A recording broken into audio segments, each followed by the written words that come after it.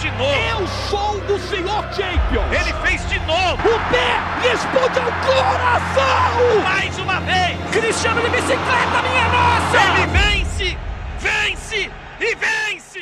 Bom dia, boa tarde, boa noite para você que tá chegando aqui no canal Em Cima do Muro. Hoje vamos reagir a um vídeo do VSR comentando uma das partidas atrasadas do Brasileirão. Palmeiras enfrentou o Juventude, cara, meteu ali uma goleada, meio que, eu não diria garantindo, mas demonstrando a sua superioridade no campeonato e também demonstrando a sua real intenção de, mais uma vez, levar mais um caneco. Conseguir realmente conquistar o Campeonato Brasileiro, já que essa briga provavelmente vai ficar entre Palmeiras e Flamengo, com um Cruzeiro, assim como eu já disse em outros vídeos, com um Cruzeiro correndo por fora. Mas a intenção, obviamente, e aquele time que está mais fazendo resultados para conseguir conquistar essa competição é o Palmeiras. E, pô, mais uma vitória para um time que está com um jogo a menos ainda. Então, o Palmeiras tem uma boa vantagem, ainda assim disputando uma Libertadores da vida, que é outra situação que é muito importante para o clube. Igual eu falei, Palmeiras e Flamengo são dois times que estão em situações bem parecidas e ambos estão buscando títulos das mesmas competições. Palmeiras e Flamengo estão disputando tanto a Libertadores como o Campeonato Brasileiro. Ambos estão em boas colocações, já que o Palmeiras e Flamengo estão nas semifinais. E ambos estão líder e vice-líder do Campeonato Brasileiro. Então teremos realmente uma disputa entre esses dois clubes para conquistar esses dois títulos. Será que cada um vai conquistar um? Ou teremos uma dobradinha de o clube conquistando um campeonato nacional, que é o Brasileirão, com um campeonato internacional, que é a Libertadores.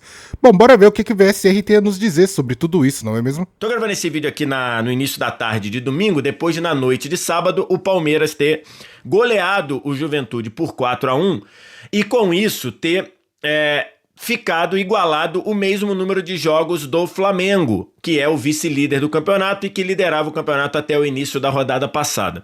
Assim, os dois têm 26 jogos e com isso passam a ter uma igualdade em número de jogos e a gente pode ver de uma maneira mais cristalina a real diferença, o real cenário da briga pelo título do Campeonato Brasileiro, que eu vou analisar já já. Antes eu queria falar um pouco do jogo, e aí queria trazer o seguinte. Esse foi o time que o Abel Ferreira colocou em campo, tá? O time aqui com Everton, Giai, Murilo, Mikael e Piquerez. Como volantes ali, Bruno Fux e Andréas Pereira. Na frente, uma linha com Felipe Anderson, Rafael Veiga e Maurício, e como atacante o Bruno Rodrigues. Você reparou que é um Palmeiras muito modificado. Por quê? Porque o Palmeiras ontem ele tinha nada mais, nada menos do que 9 desfalques. E entre esses 9 eu não estou considerando o Paulinho, que esse já está machucado desde o Mundial de Clubes da FIFA. Mas se a gente for considerar entre suspensos, machucados e a serviço da seleção, o Palmeiras tinha 9 desfalques. Vamos lá. Evangelista, que se machucou lá no jogo contra o Bahia 2 semanas atrás. Gustavo Gomes, suspenso e convocado. Emiliano Martinez, suspenso e convocado. Vitor Roque, suspenso. Facundo Torres, Flaco Lopes, Aníbal Moreno, convocados. Ramon Sousa, convocado e machucado. Além do Kelvin, que já está um tempinho fora também, machucado. Então, no total, são 9 desfalques. E aí, o Abel colocou esse time em campo. Cara, eu tô aqui pensando que até nisso, e aqui a gente pode usar, ou pode ter sido uma estratégia por parte do Palmeiras, ou mesmo sorte. Que até mesmo numa situação em que o Palmeiras tem 9 desfalques, ele pega um Juventude que não é um time muito forte.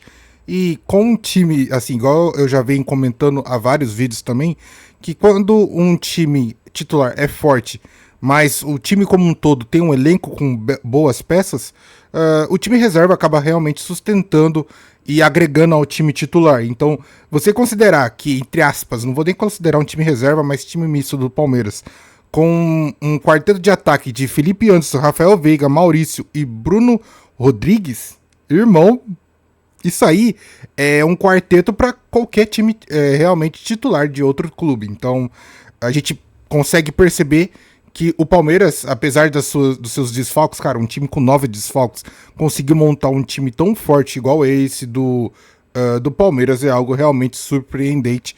Isso só demonstra que o planejamento por parte do Palmeiras e da Leila tem sido algo surreal e totalmente diferenciado e superior a todos os outros clubes que estão disputando o Campeonato Brasileiro.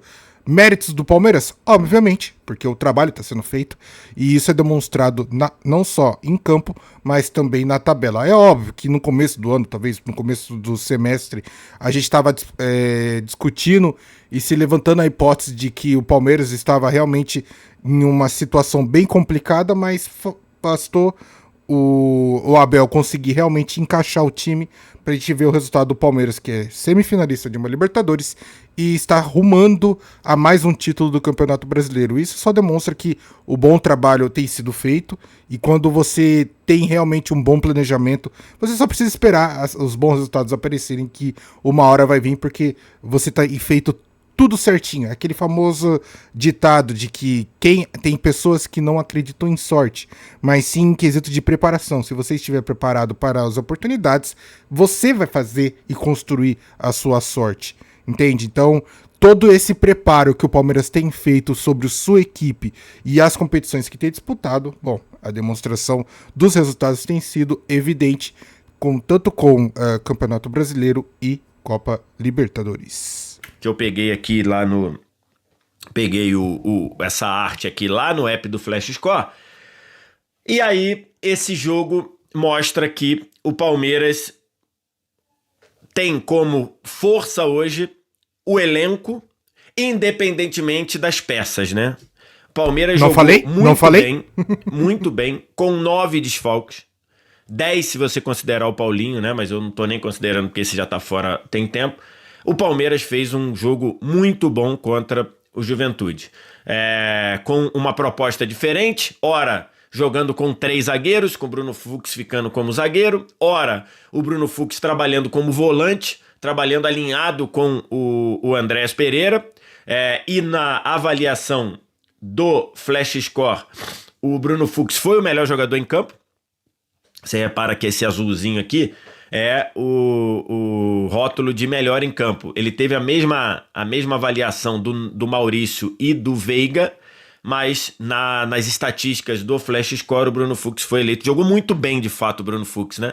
Conseguindo fazer uma ótima saída de bola quando trabalhou na linha de 3 zagueiros, trabalhando, encurtando o campo e se oferecendo para jogar quando atuou como volante, inclusive fez gol aparecendo na área, né? Então, assim, uma partida muito boa e fica marcada aí 2 coisas. A primeira, como o Palmeiras está jogando bem. Não é só vencer, não é só o resultado.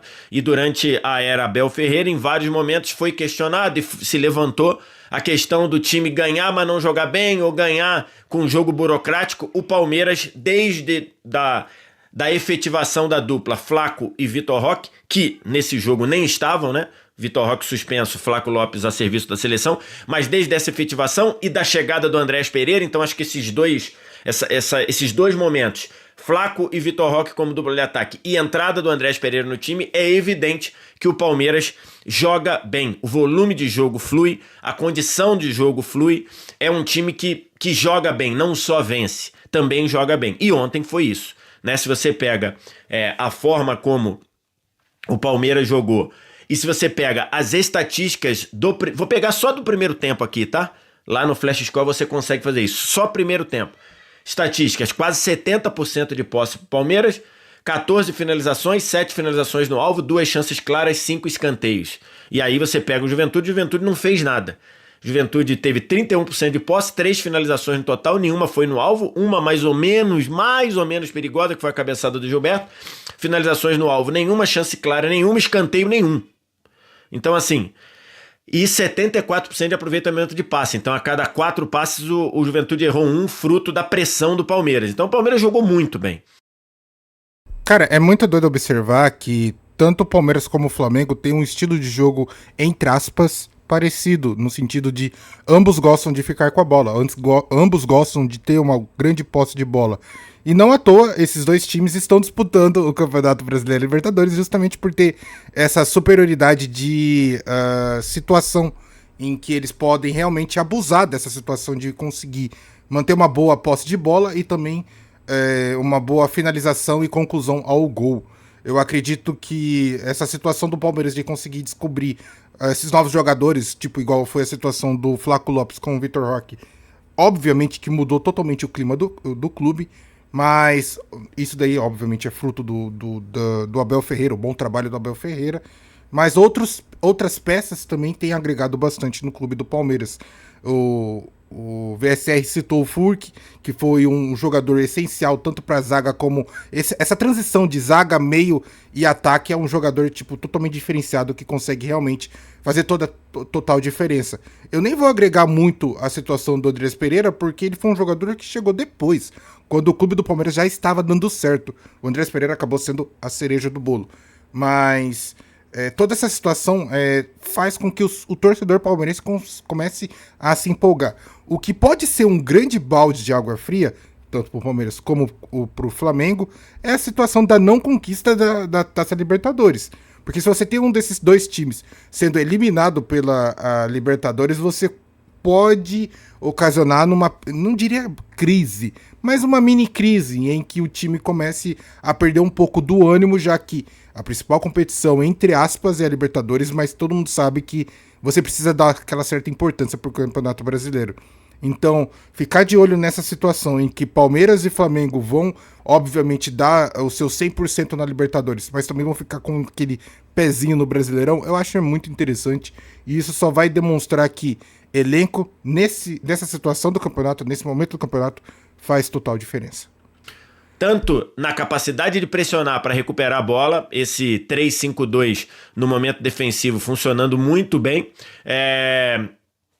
seja na capacidade de construir e empurrar o time do Juventude para trás. O Veiga abriu o marcador numa jogada de inversão da esquerda para a direita, que aí vem do Maurício para o Felipe Anderson. O Felipe Anderson chuta, a bola fica meio mascada, bloqueada ali, sobra para o Veiga, ele faz 1-0. Um pouco depois, o Bruno Rodrigues faz 2-0 numa jogada da esquerda que o Murilo raspa.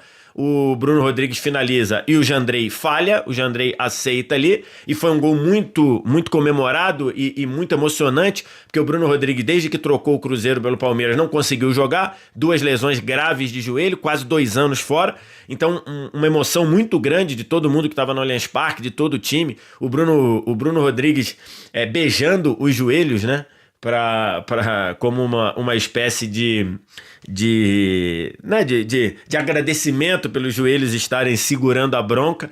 Então, assim, muito, muito legal. E aí o Palmeiras matou o jogo nos 10 primeiros minutos do segundo tempo, né? O Bruno Fux fez logo no comecinho, depois da assistência do Veiga, e por fim sobrou o Felipe Anderson fazendo o 4-0 ali com 10 do segundo tempo. O jogo tinha acabado, depois o Palmeiras deu uma descansada no jogo e administrou, tomou até um gol lá do Sam, e o Everton saiu meio atrasado, e no fim 4-1, um jogo bem tranquilo, uma atuação não só tranquila.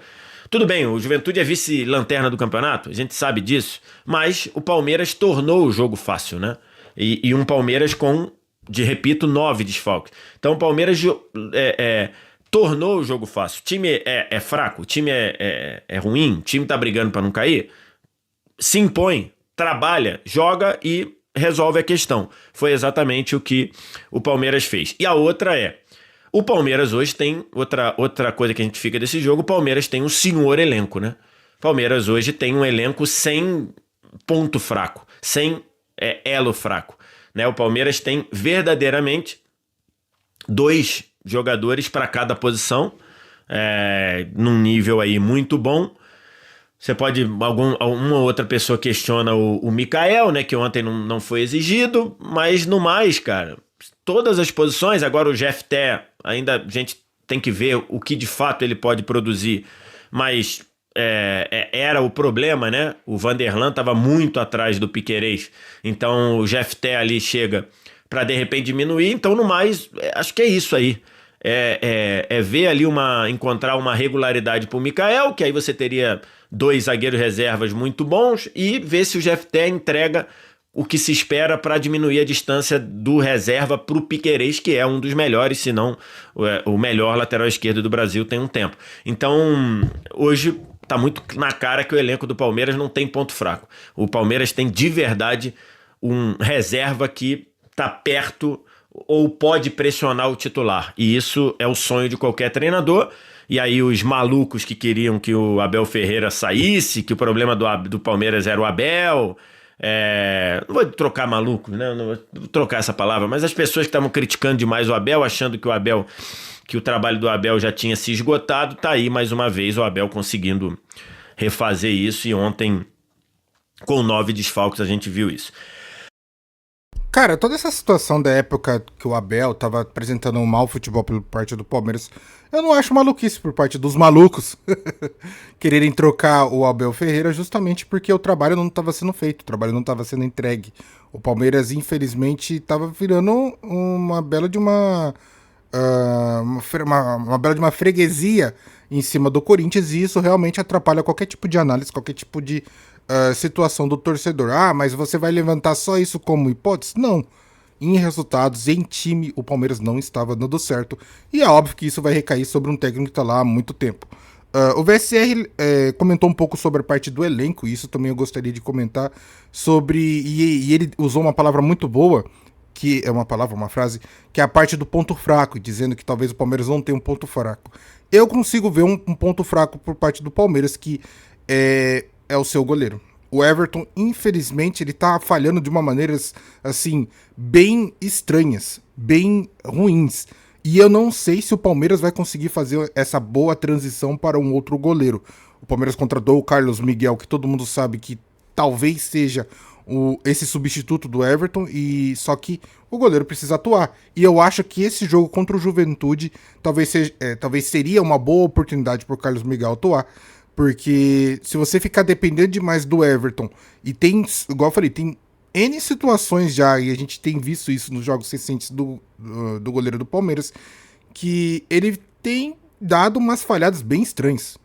E isso, pra mim, é um ponto fraco do Palmeiras, porque você precisa de que o goleiro esteja no seu 100% do seu ápice. E eu já não sei se o Everton consegue entregar tudo isso. Então eu acho que seria interessante o Palmeiras começar a pensar nessa transição do Everton para o próximo goleiro. Só que, infelizmente, os times brasileiros, eu acho que os times de todo mundo, não conseguem fazer, talvez, com perfeição essa transição. Eu acho que recentemente, esse ano, acho que a mais bombástica informação foi a demissão, ou venda do Donnarumma do PSG para o Manchester City, que foi uma situação bem estranha e bem peculiar. Então dá para se observar, olhando todos os clubes brasileiros, que esse tipo de transição não é algo tão fácil assim de se fazer. Mas assim, tanto Leila como o Abel, que são dois gestores muito interessantes e inteligentes por parte do Palmeiras e no futebol como um todo, eu acho que seria aquela situação dos dois sentar, conversar e falar, cara, acho que chegou o momento da gente pensar em uma transição do Everton para o próximo goleiro, que seja um goleiro que receba confiança, receba o suporte da torcida e, óbvio, não seja queimado logo no início, porque isso não vai ajudar ninguém. Analisando cenários do Campeonato Brasileiro, da briga pelo título, tá? Aqui eu tô deixando... Peraí, deixa eu botar aqui. Aqui tô deixando a classificação do campeonato.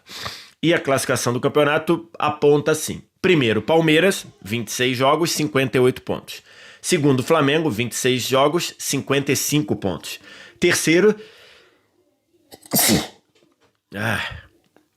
Saúde. Saúde. Terceiro, Cruzeiro, 56 pontos, mais 52 pontos, mas com 27 jogos. Então, assim... Saúde. Esse é o cenário da briga pelo título, tá?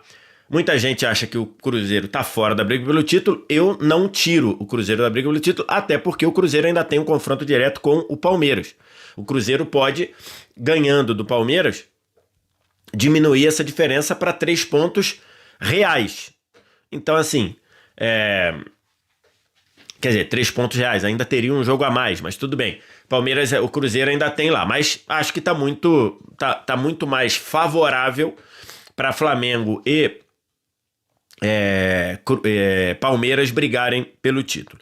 E aí, essa vitória, além de igualar o número de jogos, ela coloca o Palmeiras em vantagem nos 2 itens que definem o campeão, ou os 2 primeiros itens que definem o campeão. Primeiro, número de pontos. Palmeiras tem 58 pontos, 3 a mais que o Flamengo. E o segundo item, número de vitórias. Reparem aqui, o Palmeiras tem 18 vitórias e o Flamengo tem 16 vitórias. O que isso significa? Que neste momento, nem se o Flamengo vencer o confronto direto contra o Palmeiras no próximo fim de semana no Maracanã, ele assumiria a liderança do campeonato. Por quê? Porque se ele ganha o confronto direto, vamos supor que Palmeiras e Flamengo cheguem ao duelo da semana que vem no Maracanã com a mesma pontuação. Mesmo que ele ganhe o confronto direto, ele vai igualar os 58 pontos do Palmeiras, mas ficará atrás no número de vitórias. O Palmeiras terá 18 vitórias e o Flamengo terá 16 vitórias. Não é o próximo jogo dos dois, a gente sabe. Por quê? Porque no meio de semana tem o Flamengo jogando contra o Botafogo no Newton Santos, ou seja, o Flamengo joga com o Botafogo na casa do Botafogo, e tem o Palmeiras recebendo o Red Bull Bragantino. Esses jogos aí, tem que ver, o Palmeiras pode ter alguns desfalques ainda por conta de seleção, né? De seleções. Porque Gustavo Gomes vai jogar na terça-feira, o Flaco Lopes vai jogar na terça-feira, então não sei como é que eles vão chegar, eles vão estar... Né? O Palmeiras pode ter, mas pode ser que jogue todo mundo também. Só os que estão machucados, né? O Kelvin e o Lucas Evangelista, que não joga mais no ano. Então você tem essas questões aí. Se os dois chegarem ao jogo do Maracanã com o mesmo número de pontos, o Palmeiras sai do Maracanã líder, mesmo se perder o jogo. Então isso é uma vantagem grande. Na prática, o Flamengo não depende mais de si para ser campeão. Ah, mas ainda faltam 12 jogos. Claro, é muito jogo pela frente, tem muita coisa. Mas na prática, essa arrancada do Palmeiras, essa capacidade do Palmeiras de vir depois aí do pós-mundial, conseguir vitórias seguidas, deu ao Palmeiras a condição de, mesmo que perca o jogo no Maracanã, dependendo do que fizerem no meio de semana, lógico, mas considerando que essa vantagem continue, o Palmeiras sairia do Maracanã líder mesmo se perdesse para o Flamengo. É sem dúvida nenhuma uma reinvenção, é sem dúvida nenhuma uma capacidade do Abel de transformar de novo esse time do Palmeiras, e tá muito na cara aí que é um Palmeiras muito forte, e além da força do elenco, além da força para arrancar resultados, tá jogando muito bem também. Tenho batido muito nessa tecla, muita gente me critica, mas eu reafirmo. O Palmeiras hoje, desde da entrada do Andrés no time, desde a efetivação da dupla Flaco Lopes e Vitor Roque, o Palmeiras é o time que melhor joga futebol, na minha visão. Então, essa é a situação. Cara, uma situação, já que o VSR fala em situação, uma situação que o VSR não tá se atentando, ou mesmo talvez ele fale agora no vídeo, mas que vai acontecer pro Palmeiras e também pro Flamengo, é logo no começo de novembro, e como eu sei isso, vocês vão descobrir daqui a pouco, que Palmeiras vai ter 2 confrontos seguidos contra o Santos. Enquanto que, e no meio dessa situação, o Santos vai enfrentar o Flamengo. Então, no começo de novembro, vai ser tipo assim, eu não me lembro as datas exatamente, mas o Santos vai enfrentar o Palmeiras no dia 3, aí, sei lá, no dia 7 vai enfrentar o Flamengo, e depois no dia 15 vai enfrentar o Palmeiras de novo, porque o Santos tem um jogo atrasado contra o Palmeiras. Na minha opinião, para o Palmeiras, isso aí é uma maravilha, porque o Santos tem se tornado um freguês total do Palmeiras, e esse jogo para 6 pontos em cima do Santos vai fazer com que o Palmeiras arranque e dê realmente aquela alavancada para aquele gás final quando você dá numa corrida, justamente para você conseguir realmente conquistar aquela competição, enquanto que o Palmeiras tem o Flamengo tem a possibilidade apenas de conquistar 3 pontos em cima do Santos. Então, desses 9 pontos disputados entre Palmeiras, Flamengo e Santos, obviamente que o Santos vai ficar com menos 9, e isso também vai fazer com que o Santos decaia e acabe chegando na zona de rebaixamento. Eu já tô prevendo isso, já tô concordando com isso, já sei que isso vai acontecer, porque infelizmente, isso eu já tenho dito recorrentemente, o Santos é uma mãe.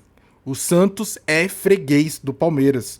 Então o Palmeiras tem total possibilidade de fazer 6 pontos em cima do Santos, enquanto que o Flamengo tem a total possibilidade de fazer 3 pontos em cima do Santos. E aí esses clubes vão continuar brigando pelo título, enquanto o Santos vai sentar na graxa. Então você que é santista assim como eu, comece a orar, comece a se desesperar, comece a pensar o que eu fiz de errado, por que eu fui torcer para esse clube, porque realmente contra Palmeiras e Flamengo a gente vai sentar na graxa bonito, bonito, mas relaxa, a gente tem Neymar, né?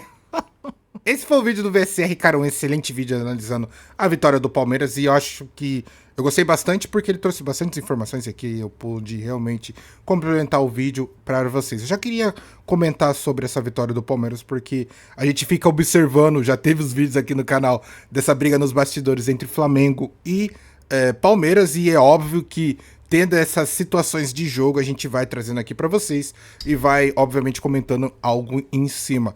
O Palmeiras tem total condições para chegar a mais um título de Brasileirão. Pô, aguentar o Palmeirense mais uma vez sendo campeão do Campeonato Brasileiro e possivelmente da Libertadores, ninguém merece. Mas infelizmente são, igual já comentei, já disse, já falei N vezes que quando você faz um bom trabalho, o resultado aparece. E Flamengo e Palmeiras são dois times que têm feito isso com excelência. Óbvio que tá tendo essa briga nos bastidores, mas cara, vamos ser sinceros, são os dois clubes hoje, são os melhores dois clubes do Brasil que deveriam ser espelho para os outros clubes em quesito de organização. Obviamente que quantidade de jogadores e formação de elenco fica um pouquinho difícil porque esses dois times largaram na frente e já conseguiram esse investimento para poder trazer grandes jogadores. Os outros têm que infelizmente correr atrás do prejuízo e óbvio, muito desses clubes aqui no Brasil nem sequer cogitam a possibilidade de alteração e também modificação e melhorias para o seu clube. Tem o famoso mascarar as coisas, enganar o torcedor, isso tem aos montes. Agora realmente fazer o bom trabalho no campeonato aqui, no Brasileirão, no Brasil, aqui, bom trabalho, times, vai sonhando. Bom, esse foi o vídeo, eu espero que você tenha gostado dessa pequena análise sobre o Palmeiras e seu próximo campeonato brasileiro que já vai basicamente conquistando ao decorrer do tempo. Eu espero que você tenha gostado, deixe seu like, comenta e compartilhe, se inscreva no canal para ajudar, hein? Vejo você no próximo vídeo, tamo junto e falou!